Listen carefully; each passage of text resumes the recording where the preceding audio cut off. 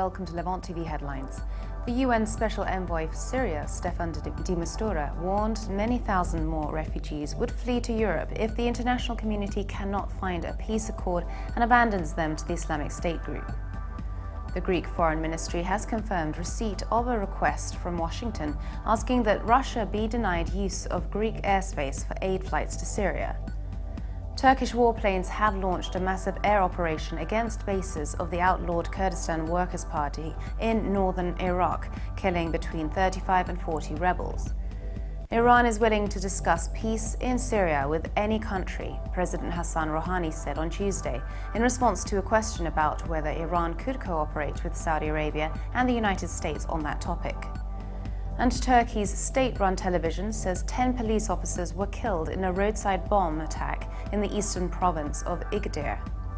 Now let's take a look at the top headlines in today's newspapers in the Middle East.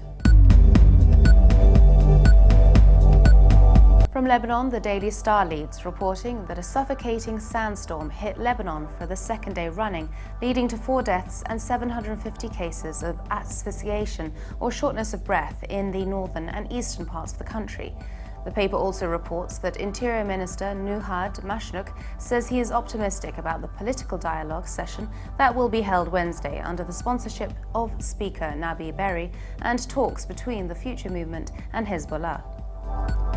The Egypt Independent leads, reporting that the International Cooperation Ministry has officially announced that President Abdel Fattah al-Sisi will visit Japan in November.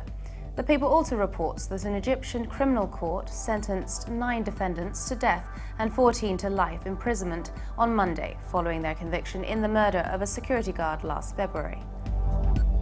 From the UAE, the Khalij Times leads, reporting that Gulf Arab states have sent thousands of heavily armed troops to reinforce loyalists in Yemen in the battle against the Houthi rebels.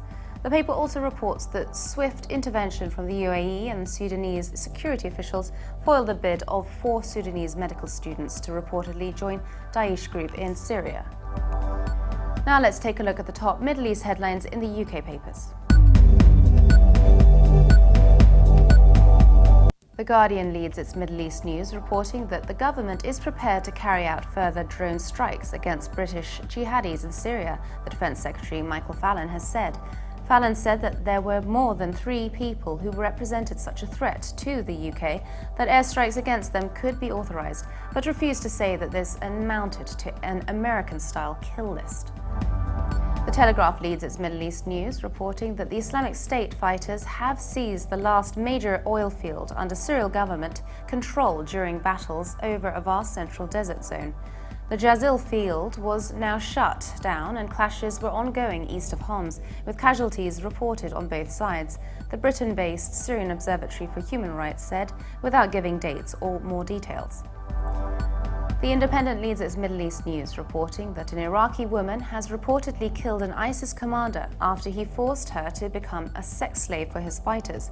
The ISIS commander, only referred to by his nom de guerre, Abu Anas, was allegedly murdered by an unidentified Iraqi woman on 5th September in Mosul. Now let's take a look at the top Middle East headlines in the international papers. From Germany, the Deutsche Welle reports that Egypt's agriculture minister has been arrested after he was accused of corruption.